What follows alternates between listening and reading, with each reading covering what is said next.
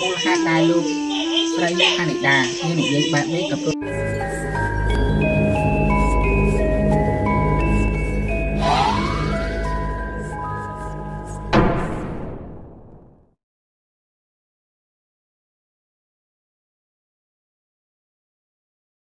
Hey guys, welcome back to my channel. Nama aku Rio, and this is The Mirror. Apa kabar teman-temanku semua? Aku harap kalian dan aku juga, kita semua sama-sama dalam keadaan sehat walafiat, dijauhkan dari segala jenis penyakit dan mara bahaya, entah itu virus corona ataupun teman-teman toksik yang mungkin membahayakan kita. Karena malam ini kita akan membahas sebuah kasus yang lagi viral-viral banget dengan caption besarnya itu, hati-hati memilih circle pertemanan. Nah, kita akan membahas sebuah kasus yang sangat-sangat miris, tragis, menyedihkan, yang baru aja terjadi pada 24 Februari yang lalu, yang menimpa seorang aktris cantik asal Thailand bernama Tengmo Nida. Aku yakin kalian teman-teman yang pakai TikTok atau Instagram itu udah banyak muncul di FYP kalian tentang video-video Tengmo Nida ini. Dan karena kasus ini udah masuk ranah internasional, jadi semua netizen di seluruh dunia itu tahu dengan kasus ini. Dan yang namanya netizen kita sama-sama tahu dan mungkin sepakat juga seberapa cerdas dan seberapa teliti mata mereka. Nah, penemuan netizen inilah yang akhirnya membuat kasus ini menjadi booming, meledak banget karena ditemukan banyak kejanggalan-kejanggalan yang makin mengindikasi kalau kasus ini bukan sekedar kecelakaan belaka. Netizen banyak menemukan kejanggalan kayak di lokasi TKP, respon dari teman-teman si korban, bentuk jasad yang sangat-sangat nggak masuk akal kalau ini sekedar kasus orang tenggelam. Nah, sebenarnya kasus ini cukup rumit untuk dirangkum dan disimpulkan karena ini kasus baru dan masih dalam penyelidikan polisi, jadi mungkin ada beberapa teori-teori atau fakta yang belum dipublish, dan juga mungkin ada beberapa teori-teori yang belum terbukti benar tapi udah beredar banyak banget di internet. So, tanpa panjang-panjang, langsung aja kita masuk ke pembahasannya. Before we do the exercise, the mirror mode. Let's look at.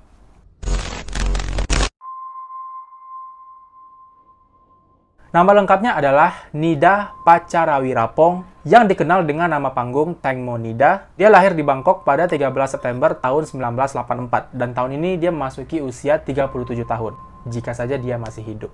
Nah, Tengmo Nida ini adalah anak dari pasangan Sopon Pacarawirapong, si ayah, dan ibunya Panida Sirayutayotin, dan diketahui Tengmo ini juga punya seorang kakak laki-laki berusia 44 tahun bernama Dayos Detjob. Tapi aku nggak dapat info detail tentang berapa bersaudara mereka, dan si Tengmo ini anak keberapa, aku nggak dapat info detail, cuma 4 anggota keluarga aja yang gue tahu. Nah, Tengmo ini memulai karirnya pertama kali pada tahun 2002, ketika dia tuh duduk di bangku SMA, usia 17 tahun, dan di usia itu dia udah menjadi seorang model karena dia adalah jebolan ajang Miss Teenage Thailand, jadi semacam acara pageant kayak Miss Indonesia gitu. Dan sejak itulah namanya mulai dikenal di Thailand, dia jadi bintang iklan, dan jadi model juga.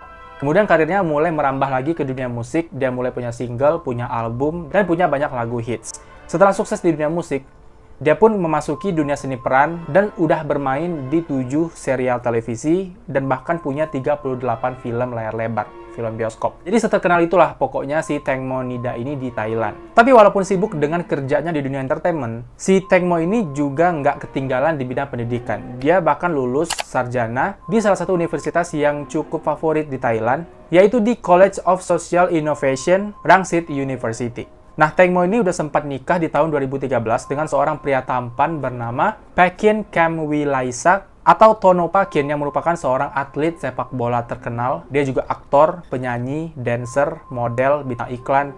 Pokoknya sama-sama terkenal lah dengan si Tengmo Nida ini.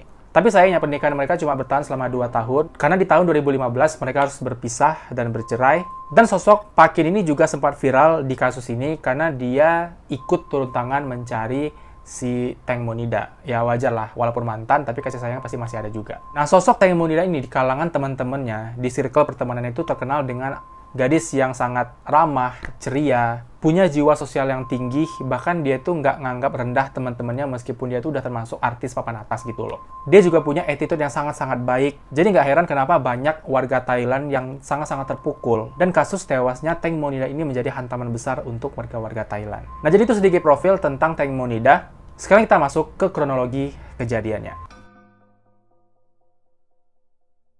Dikutip dari The Bangkok Post, pada hari Kamis tanggal 24 Februari 2022, Tengmo ini naik speedboat bersama 4 temannya yang lain, diantaranya Tanupat Lertawewit atau Por yang merupakan pemilik speedboat, kemudian Itsarin Juta Suksawat atau Gatik yang merupakan manajer pribadi dari Teng Mo. Kemudian Paibun Trikanjananun atau Robert yang merupakan pengemudi speedboat.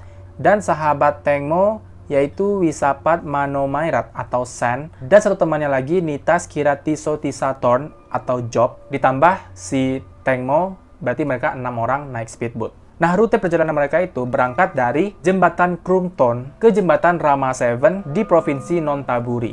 Nah, untuk perjalanan mereka ini juga ada dua perspektif yang berbeda di artikel internet. Ada yang bilang kalau mereka itu jalan-jalan liburan, dan ada yang bilang kalau mereka itu lagi dalam project pemotretan, dan si Teng Mo ini adalah modelnya. Nah, sekitar jam 10.40 malam, menurut keterangan rekan-rekan dari si Teng Mo, mereka mengatakan kalau Teng Mo ini kebelet pipis, dan kebetulan toilet mini di speedboat itu lagi rusak, nggak bisa dipakai. Jadi mau nggak mau si Teng Mo ini harus pergi ke belakang kapal, di dekat mesin speedboat itu untuk buang air. Nah, posisinya itu, si Teng Mo ini di paling belakang di pinggiran speedboat dekat mesinnya itu, dia tuh jongkok, ngadap ke depan, jadi membelakangi sungai gitu, dan dia megang kaki sahabatnya San, sementara San ini posisinya rebahan ngadap langit sambil main handphone. Sementara 4 teman-teman yang lain itu ada di bagian depan sambil ngeliat lokasi sekitar. Dan saat itulah si Teng Mo ini diduga jatuh ke sungai, jatuh ke dalam air, karena menurut beberapa teman-temannya, si Teng Mo ini mungkin tergelincir karena pada saat itu dia lagi pakai high heels dan lantai di dekat speedboat karena dia di pinggiran kan, jadi kayak cipratan airnya itu bikin lantainya itu lebih licin gitu. Nah, si Teng Mo jatuh, dan teman-temannya ini nggak sadar kalau Teng Mo ini jatuh, karena nggak dengar suara teriakannya, yang mungkin ketutupan dengan suara musik yang terlalu keras pada saat itu. Nah, teman-teman, si Teng Mo ini baru menyadari kalau Teng Mo ini udah nggak ada di perahu itu sekitar 29 menit kemudian. Hampir setengah jam mereka nggak sadar, salah satu temannya jatuh. Padahal itu cuma speedboat kecil yang diisi oleh 6 orang, agak mustahil nggak sih kalau nggak tahu salah satu teman kita jatuh. Nah, mengetahui kalau Teng Mo ini udah nggak ada di atas perahu, teman-temannya ini katanya panik dan langsung minta bantuan, teriak-teriak supaya perahu-perahu lain yang ada di sekitar mereka itu mendengar gitu teriakan mereka. Jadi mereka sempat berusaha nyari sendiri di mana keberadaan Teng Mo, tapi karena beberapa menit udah lewat dan mereka masih nggak nemuin di mana Teng Mo, barulah si pemilik perahu, si Tanupat itu nelpon tim penyelamat untuk bantu mencari Teng Mo. Akhirnya para tim penyelamat datang ke lokasi dan ikut nyari di mana Teng Mo. Meskipun pencarian pada malam itu cukup sulit karena arus sungai yang deras dan pencahayaan yang kurang karena malam-malam kan pencariannya. Tapi mereka tetap berusaha untuk mencari Teng Mo. Nah, tapi di sini mirisnya guys, pihak keluarga Teng Mo ini nggak tahu tentang kehilangan Teng Mo ini. Justru mereka tahu itu setelah keluar dari berita dari televisi. Jadi rekan-rekan Teng Mo ini nggak ada satupun yang ngasih tahu ke ibunya atau ayahnya atau kakaknya bahwa Teng Mo ini sedang hilang malam itu. Kakak Teng Mo, si Dayos tadi, juga ikut terjun ke sungai untuk mencari adiknya, dan dibantu dengan Tono Pakin, mantan suami si Teng Mo tadi, dia juga ikut mencari, dan pencarian Teng Mo ini berjalan secara dramatis. Hampir satu negara Thailand nih berharap supaya Teng Mo ini diselamatkan hidup-hidup. Dan akhirnya setelah 38 jam pencarian, Teng Mo ditemukan oleh sang kakak sekitar 300 meter dari dermaga Pibul Songkram di provinsi Nonthaburi, atau sekitar 1 km dari lokasi terakhir si Teng Mo terlihat di atas perahu. Dan pastinya saat ditemukan, kondisi Teng Mo ini sedang mengambang di atas air, dan pastinya dia ditemukan dalam kondisi yang tidak bernyawa. Udah meninggal guys Teng Mo-nya.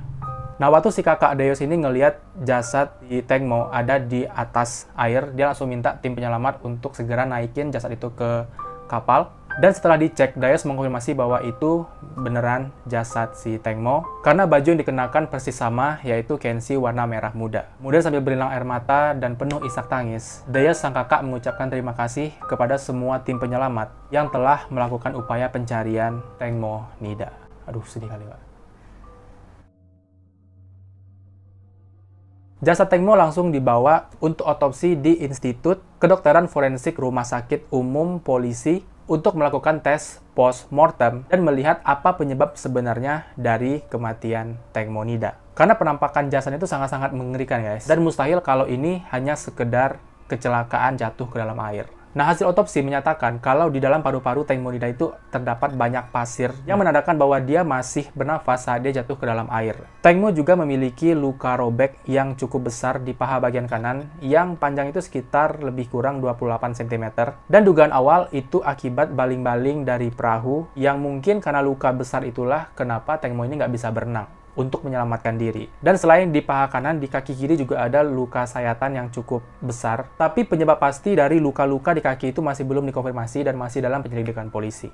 Nah, waktu awal-awal kasus ini booming nih di TikTok, di Twitter, pokoknya di semua platform media sosial, beredarlah di internet foto penampakan jasad dari si Teng Mo ini, dan aku rekomendasikan kalian mending nggak usah dicari daripada menghantui kehidupan kalian. Cuma untuk memperjelas gimana kondisi jasadnya, semengerikan apa kondisi jasadnya, aku deskripsikan aja ke kalian gimana penampakannya. Jadi dari fotonya nih, ukuran tubuhnya itu udah 2 kali lebih besar dari ukuran tubuh normalnya. Jadi tubuhnya itu udah ngembang banget. Dan warna kulitnya itu putih pucat kecuali kepalanya yang hampir seluruhnya itu berwarna biru kehitaman. Dan di tubuh bagian belakang, tepatnya di daerah pinggang ke bokong itu, kulitnya udah mengalami maserasi atau kulit yang kayak udah lama kerendam air terus ngelupas sampai urat-uratnya kelihatan gitu. Kebayang nggak? Dan yang paling parah itu di bagian kepalanya yang membiru itu, bola matanya itu udah kayak gimana ya? Bola matanya itu udah hampir keluar seluruhnya dengan kondisi yang membelalak. Coba, jadi kepala itu seakan-akan meledak gitu guys, kayak mungkin penuh keisi air, meledak. Aku nggak tahu juga sih gimana fenomena kimianya, aku nggak tahu. Kondisi jasadnya benar-benar udah nggak dikenali lagi sebagai Teng Mo Nida. Dan kalau ngeliat jasadnya terus mikir ini adalah korban yang tenggelam di air, itu terlalu mustahil kayaknya. Ini bisa dibilang lebih dari sekedar tenggelam.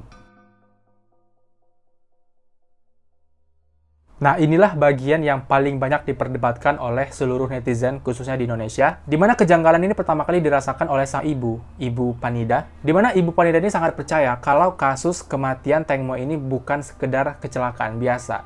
Ibu Panida yakin kalau di balik kasus ini ada dalang atau tersangka yang menjadi otak dari kematian Teng Mo Nida. Ibu Panida percaya kalau Teng Mo ini disakiti terlebih dahulu sebelum akhirnya dilempar ke air untuk menghilangkan bukti. Nah, dikutip dari The Bangkok Post, Ibu Panida berkata, seseorang mungkin tidak senang Teng Mo ada di sana. Maka dari itu, mereka berusaha untuk menyingkirkannya. Aku ingin mereka semua diperiksa dengan lebih serius. Nah, ini ada beberapa teori dan fakta-fakta juga kejanggalan dari seluruh kasus ini yang aku kumpulkan dari artikel, video TikTok, video-video dari YouTube, berita-berita tentang kejanggalan-kejanggalan yang ada di insiden ini.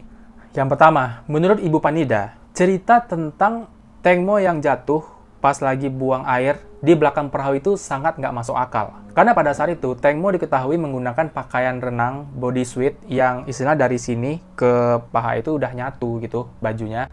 Dan kalau sekedar buang air, kayaknya nggak sesimpel itu. Dimana kalau memang si Teng Mo ini mau buang air, dia harus buka semua baju renangnya itu biar bisa keluar.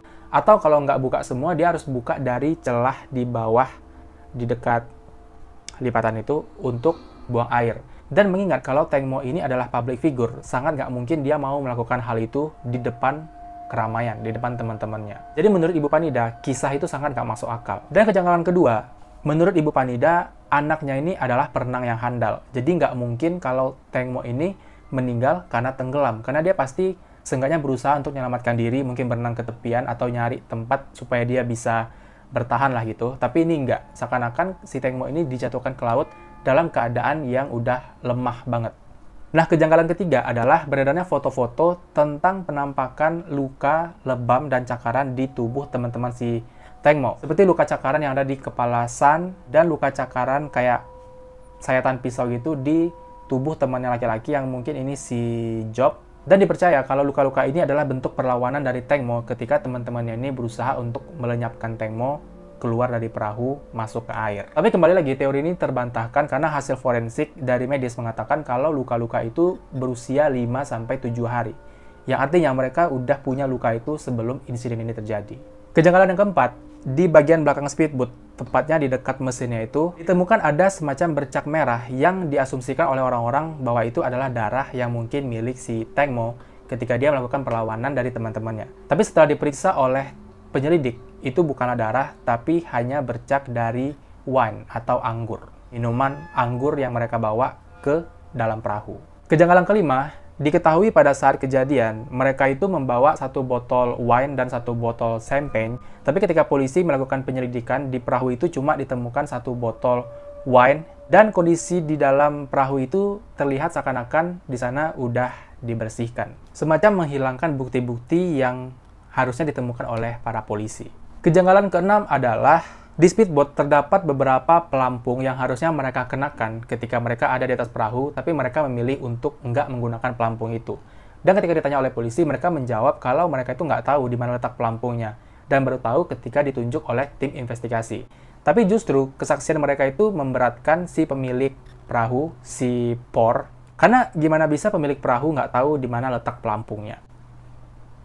Keanehan ketujuh adalah pada saat 5 rekan Teng Mo sampai di daratan dan bertemu dengan para tim penyelamat, polisi, dan wartawan, mereka tuh terlihat kayak panik dan kebingungan untuk menjawab pertanyaan dari para wartawan. Karena pastinya yang jadi pertanyaan awal para wartawan dan orang-orang adalah, kenapa bisa kalian nggak sadar teman-teman kalian jatuh ke air? Dan ketika kalian tahu teman-teman kalian jatuh ke air, kenapa kalian nggak langsung nelpon pihak berwajib untuk minta tolong? Kenapa harus nunggu setengah jam dulu gitu? Dan saat tim penyelamat nanya ke mereka berlima nih, di mana titik kalian terakhir kali ngelihat si Teng Mo, dan dengan serentak mereka nunjuk ke arah yang berbeda-beda.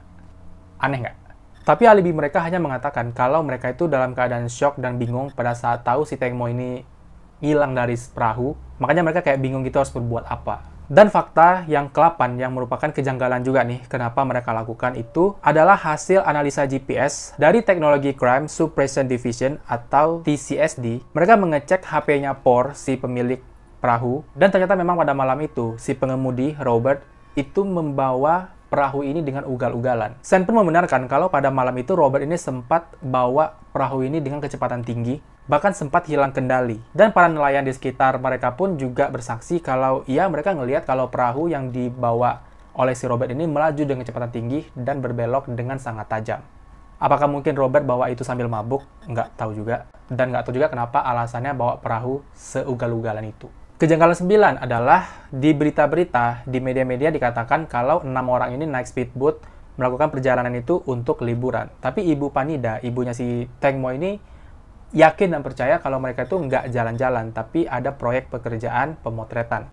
Karena dari foto-foto yang ada di lokasi, Ibu Panida melihat kalau si Teng Mo ini sedang berdandan, sedang make up. Dan selama ini, Teng Mo nggak pernah berdandan ketika dia sedang liburan. Jadi dari sini kayak ada informasi yang berbeda gitu antara asli dengan yang diberitakan.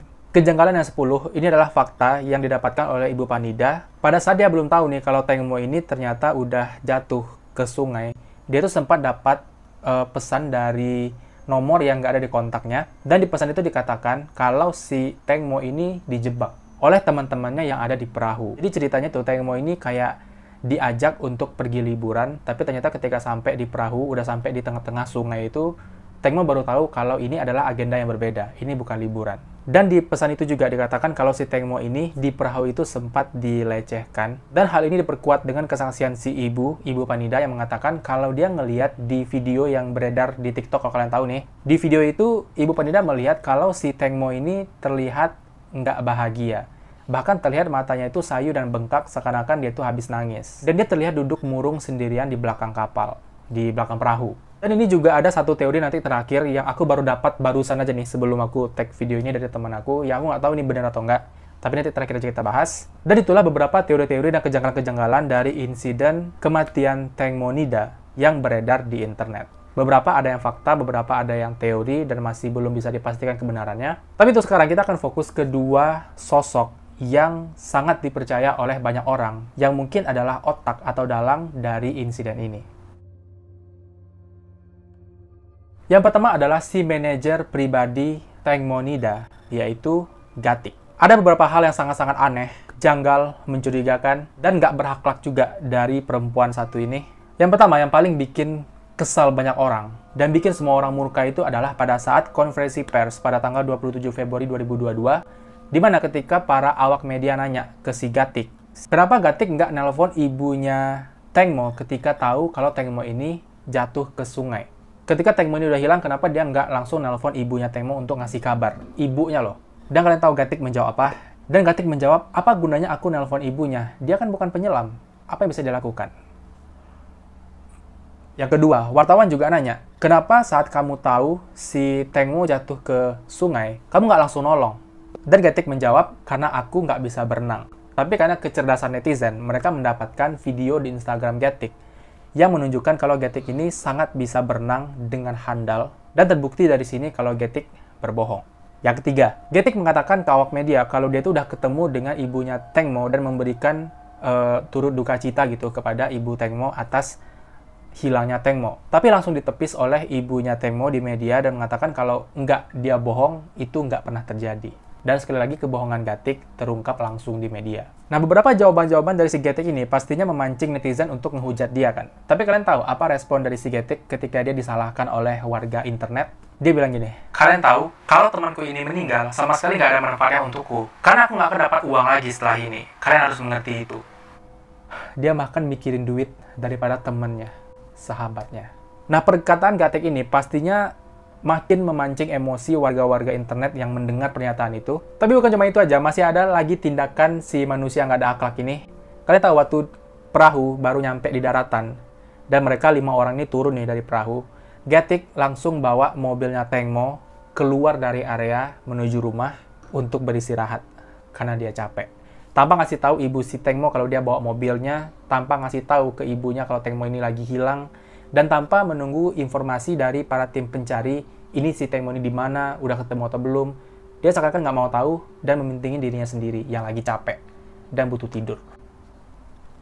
Nah, tindakan selanjutnya adalah 24 jam setelah insiden hilangnya Tengmo, HP Tengmo ini masih aktif media sosialnya karena HP-nya dipegang oleh si Gatik. Jadi Gatik bisa mengakses media sosialnya Tengmo, WhatsApp-nya, semuanya itu Gatik yang megang. Dan dari hasil penelitian polisi terhadap HP itu diketahui kalau ada beberapa chat yang udah dihapus duluan sama si Gatik. Dan foto-foto di Instagram itu juga berkurang sehari setelah insiden hilangnya si Tengmo. Di Instagram itu postingannya ada 2.306, tapi tiba-tiba berubah menjadi 2.300. Berarti ada 6 postingan yang dihapus oleh si Gatik. Nah, 6 foto yang dihapus itu diantaranya adalah video yang menunjukkan kalau si Tengmo ini adalah perenang yang handal, dia bisa berenang dengan baik. Kemudian foto si Gatik dengan si Tengmo, foto Tengmo dengan anaknya Gatik, foto kucing, dan foto Tengmo dengan teman-teman yang lain. Itu semua hilang dari Instagramnya. Dan yang ketujuh ini adalah fakta yang paling mind-blowing dan makin bikin warga-warga internet ini yakin kalau Gatik ini ada sangkut pautnya dengan tewasnya si Tengmo. Jadi, kalau kalian nggak tahu nih, selama ini Gatik ini hidup dengan harta bendanya si Tengmo. Gatik tinggal di rumah Tengmo, Gatik memakai semua pakaian-pakaiannya Tengmo, pakai mobilnya Tengmo, pokoknya semua fasilitas Tengmo ini dipakai oleh si Gatik. Bahkan, saking baiknya si Tengmo ini, dia juga ngadopsi anak si Gatik untuk jadi anak dia. Dan asuransi kecelakaannya Tengmo itu atas nama anaknya Gatik. Yang artinya, jika ada sesuatu buruk terjadi semacam kecelakaan kepada Tengmo, maka semua aset harta benda Tengmo itu bakal jatuh ke tangan anaknya Gatik. Nah, berhubung anak Gatik ini masih di bawah umur, belum masuk usia dewasa, maka yang mengelola semua aset ini adalah ibunya si anak, yaitu Gatik sendiri. Mind-blowing nggak tuh? Nah, selesai dengan tindakan nggak ada akhlaknya Gatik, kita geser ke sahabatnya Tengmo yang lain, yaitu Sen. Sen yang merupakan sahabat dekat Tengmo ini juga menunjukkan gelagat yang sangat mencurigakan. Di antaranya, yang pertama, sama juga di konferensi pers pada 27 Februari 2022, Sen berkata bahwa malam itu, dia merasakan kalau si Tengmo ini jatuh ke air. Dan Tengmo sempat meraih kaki si Sen untuk minta tolong supaya ditarik atau diangkat naik ke atas perahu lah gitu. Tapi Sen dengan sengaja melepaskan pegangan tangan Tengmo sehingga membuat Tengmo ini jatuh ke air. Nah, ketika wartawan nanya, kenapa kamu melakukan itu? Kenapa kamu tega melakukan itu? Sen dengan santai menjawab kalau dia tuh nggak mau ikut kecebur juga ke dalam air. Makanya dia ngelepasin tangannya si Tengmo. Dan ketika wartawan nanya lagi, kenapa kamu tega melakukan itu pada temanmu? Sen dengan enteng menjawab gini, "Aku pikir dia bisa menemukan perahu lain dan minta diantar ke pinggir pantai." Sedongeng itukah kehidupanmu, San? Yang kedua, tim penyelamat sempat mendapat telepon dari Sen, tapi Sen ini nggak ngasih tahu ke mereka ada keperluan apa, ada kondisi apa yang urgent sehingga dia nelpon. Justru si Sen ini cuma ngirimkan lokasi yang berubah-ubah, lokasi yang nggak pasti. Bahkan saat polisi dan tim penyelamat sampai di lokasi pun, mereka berlima ini semuanya bungkam, nggak ada yang mau menjelaskan secara detail apa yang terjadi barusan, dan tiba-tiba mereka tuh udah kabur, ngilang gitu aja dari lokasi. Dan mereka semua ini nggak bisa dihubungi selama 24 jam ke depan. Sampai akhirnya polisi mengirimkan surat ke rumah mereka masing-masing yang merupakan permintaan untuk datang melakukan reka adegan. Dan dari kelima orang ini, semuanya datang ke reka adegan kecuali Robert, si pengemudi perahu. Dan yang paling aneh dan paling mencurigakan dari Sen adalah, pada tanggal 1 Maret 2022, dia tuh sempat melakukan live di Instagramnya. Dan di sana dia menceritakan kronologi selama kejadian hilangnya Tengmo. Tapi yang menjadi fokus dari orang-orang bukanlah cerita kronologi yang disampaikan oleh Sun, tapi ekspresi Sun yang keseringan ketawa, seakan-akan dia tuh terlihat bahagia dan benar-benar nggak nunjukin ekspresi sahabat yang baru aja kehilangan sahabatnya. Padahal tewasnya si Tengmo ini belum sampai seminggu, tapi kenapa dia bisa sebahagia itu di live Instagram? Dan itulah beberapa kejanggalan dari Sun yang bikin orang-orang ngeliat tuh kayak, ini beneran nggak sih sahabat yang kehilangan temannya? Justru orang-orang tuh lebih berspekulasi kalau ini jangan-jangan otak dari tewasnya Tengmo. Dan seperti yang tadi aku jelaskan, kasus ini masih dalam penyelidikan polisi dan mungkin masih ada fakta-fakta lain yang bakal di-up ke media. Tapi untuk sekarang, videonya aku shoot 5 Maret 2022 dan informasi terupdate adalah polisi meresmikan bahwa penyebab tewasnya Tengmo Nida adalah karena tenggelam dan pemilik speedboat juga pengemudinya itu Por dan Robert awalnya itu ditetapkan sebagai tersangka karena kelalaian mereka dalam mengoperasikan perahu, dan Robert sebagai pengemudi juga nggak bisa menunjukkan SIM-nya atau surat izin yang legal yang ngizinin dia boleh bawa perahu ini. Tapi akhirnya mereka bebas karena membayar denda sebesar 200.000 Thailand Baht atau sekitar 87,9 juta rupiah per orangnya. Segampang itu mereka bebas karena duit. Dan meskipun teori juga dugaan kuat itu jatuh pada Getik dan Sen, tapi mereka nggak ditangkap, mereka nggak ditahan, mungkin karena kurangnya bukti. Dan fakta sebenarnya membuat banyak orang kecewa sama ibunya Tengmo adalah ketika dia mau memaafkan para tersangka dengan menerima uang kompensasi sebesar 30 juta Thailand Baht atau sekitar 13 miliar rupiah. Dan Ibu Panida berkata, Por bertanya kepada saya tentang jumlahnya. Dia mengatakan kepada saya untuk menghitung pendapatan Tengmo bahwa ia membintangi lakon seharga 800.000 hingga 1 juta baht setiap seri. Dan jika dia hidup selama 30 tahun lagi, dia mungkin akan menghasilkan lebih dari jumlah 30 juta baht. Jadi dari perhitungan itulah, Ibu Tengmo ini setuju main damai sistem kekeluargaan dengan bayar kompensasi 30 juta. Dan itu pastinya sangat mengecewakan orang-orang yang mengikuti kasus ini. Karena orang-orang ini berharap ada tersangka yang ditangkap untuk pertanggungjawaban tewasnya Tengmo. Tapi ini dengan gampangnya, tapi nggak bisa dibilang gampang juga sih. Kita nggak tahu ya ibunya ini gimana sampai akhirnya memutuskan itu. Nah tadi yang aku bilang, barusan aja nih teman aku ada ngirim di TikTok. Ngirim video TikTok tentang terungkapnya kasus Tengmo ini. Apa yang sebenarnya terjadi pada saat dia ada di speedboat. Tapi aku nggak bisa pastikan kalau ini benar atau enggak. Ini hanya konspirasi, teori. Karena dari kepolisian sendiri belum memastikan apakah ini benar atau enggak. Jadi kisahnya itu dikatakan kalau teman-teman si Tengmo ini udah ngejual Tengmo ke seorang pria VVIP yang mungkin orang kaya atau sultan atau juga. Jadi teman-teman ini ngejual Tengmo ke orang itu dan orang itu udah ngebayar ke teman-teman Tengmo. Dan karena itulah Tengmo ini dijebak, dikatakan liburan, padahal untuk diserahkan kepada si orang itu di perahu. Dan karena si Tengmo ini sempat dilecehkan dan pastinya nggak mau hal itu terjadi, dia pun kayak berantem dengan teman-temannya, melukai temannya, dan mungkin dia juga terluka, dan akhirnya dia lompat ke sungai untuk menyelamatkan diri. Tapi karena lukanya udah cukup banyak di tubuhnya, dia pun nggak kuat untuk melawan arus sungai, meskipun dia berenang handal, dan akhirnya dia tewas di sungai itu. Jadi ini teori yang hanya sekedar dari video TikTok yang aku nggak tahu benar atau enggak. Jadi jangan terlalu dianggap serius, ini hanya teori. So, aku rasa video ini durasinya cukup panjang, karena ada banyak detail dan kejanggalan-kejanggalan teori, fakta-fakta dari kasus ini. Aku rasa aku udah masukin semua detailnya, tapi mungkin kalau ada detail yang kalian tahu tapi belum masuk di pembahasan ini, bisa tulis aja di kolom komentar biar lebih lengkap. Dan aku kembalikan lagi ke kalian, menurut kalian gimana tentang jalannya kasus ini? Apa yang sebenarnya terjadi pada Tengmo di atas perahu? Apakah kalian percaya kalau ini sekedar kecelakaan jatuh ke air dan meninggal? Atau menurut kalian ini lebih dari sekedar kecelakaan? Seperti yang banyak dipercaya oleh orang-orang dan penemuan-penemuan yang janggal di TKP juga di saksi-saksi ini. Apakah kalian juga bagian dari mereka yang percaya kalau ini adalah kasus pelenyapan nyawa, pembunuhan berencana yang melibatkan 5 teman-temannya si Tengmo ini? Coba komen di bawah. Dan menurut kalian siapa yang paling mendekati sebagai tersangka atau dalang dari insiden ini? Please komen semua pendapat kalian di bawah. Aku pribadi berharap jika memang ini kasusnya ada tersangka, ada otak di baliknya, semoga mereka tertangkap dan mendapatkan hukuman yang setimpal. Dan semoga keadilan bisa ditegakkan untuk Tengmo, si gadis yang sangat ramah, ceria, cantik, jasanya udah kayak gitu, aduh. Dan kita sama-sama berdoa semoga Tengmo Nida ditempatkan di tempat yang baik. Semoga jasanya bisa beristirahat dengan tenang dan para keluarga diberi ketabahan dan kekuatan untuk menerima kenyataan pahit ini, bahwa mereka harus kehilangan orang tercinta dengan cara yang sangat-sangat nggak enak. Dan untuk kita tetap waspada, hati-hati dengan circle pertemanan, jangan sampai teman-teman kalian menjerumuskan kalian. Karena sekali lagi, jangan pernah menaruh harapan dan kepercayaan kalian ke manusia kalau kalian nggak mau kecewa. So, itu dulu video malam ini. Seperti biasa, klik like-nya kalau suka, dislike kalau tidak. Subscribe channel ini untuk berlangganan, dan klik loncengnya untuk notifikasi kalau ada video baru. Jangan lupa tinggalkan komentar, kritik, dan saran untuk kemajuan channel ini. Dan jangan lupa share video ini ke teman-teman yang lain. Terima kasih sudah menonton dan sampai jumpa di video-video selanjutnya. Bye.